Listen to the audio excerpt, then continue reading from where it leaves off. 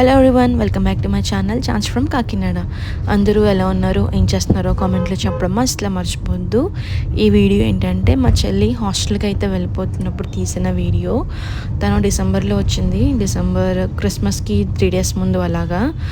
So తర్వాత new ఇయర్కి పొంగల్ ఇవన్నీ అయిపోయాక తను Jan 26th హాస్టల్కి అయితే వెళ్ళిపోయింది. సో వెళ్ళిపోతున్నప్పుడు అది చాలా బాధ అనిపించింది, వస్తున్నప్పుడు చాలా హ్యాపీగా ఫీల్ అవుతాం కదా.